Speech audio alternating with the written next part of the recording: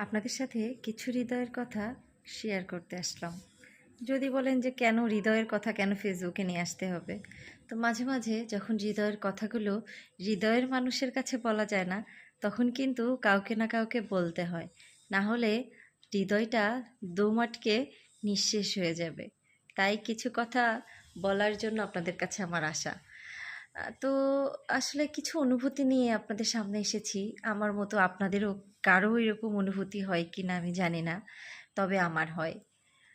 কোনো একটা সময় প্রিয় মানুষের কথা ভীষণ মনে পড়ে। মনে হয় প্রিয় মানুষটা এই বুঝি কল দিবে, এই বুঝি চলে আসবে। কিন্তু আসলে প্রিয় মানুষটা কখনো হৃদয়ের ভাষা বোঝে না। এটা কেন? আমি কি তাকে হৃদয় দিয়ে ভালোবাসতে পারিনি? তাই সে আমার হৃদয়ের ভাষা বোঝে না? মন চায় তাকে হৃদয়ের ভাষা বোঝাতে, কিন্তু আসলে পারি না। কারণ আমার হৃদয়ের কথা সে কিভাবে বুঝবে বলুন তো? কিন্তু দিন শেষে সে আমার হৃদয়ের কথা বোঝে না। এজন্য আমার খুব অভিমান হয়। যদিও অভিমানটাও হৃদয়েই রয়ে যায়। সেই অনুভূতিটা শুধু নিজেই বুঝতে পারি। কোনো একটা অকেশন আসলে মনে করি প্রিয় মানুষ হয়তোবা অনেক কিছু গিফট নিয়ে আমার সামনে হাজির হবে। কিন্তু দিন শেষে দেখি প্রিয় মানুষটি শূন্য হাতে সেই দিনটাকে ভুলেই আমার সামনে এসেছে।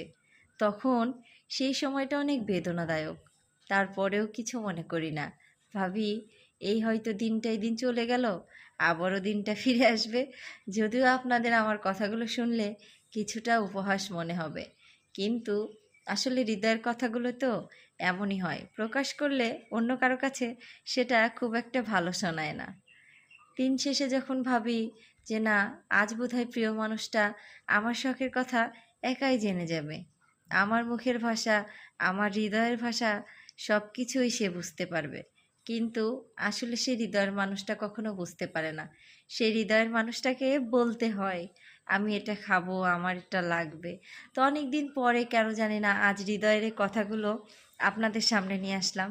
জানি না আপনাদের কথাগুলো ভালো লাগবে কিনা।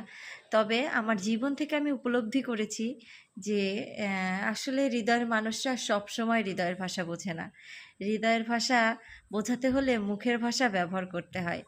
তো আসলে আমরা যারা আবেগ দিয়ে বলি, আবেগ আর বাস্তবতার ভিতরে অনেক পার্থক্য। আ আবেগ কখনো বাস্তবতার সাথে মিলে না। আর আবেগ দিয়ে কখনো জীবন চলে না। কারণ আবেগের কাছে যখন বাস্তবতা এসে দাঁড়ায়, তখন আবেগের অস্তিত্ব থাকে না। শুধু আবেগটা হৃদয়েই জায়গা পায়, কখনো বাস্তব জীবনে নয়। তোমার জীবন পরিচালনার ক্ষেত্রেও নয়। তো আসলে কি বলবো? কথাগুলো আজকে হয়তোবা আপনাদের সামনে বলেই ফেললাম। কেউ আমার কথা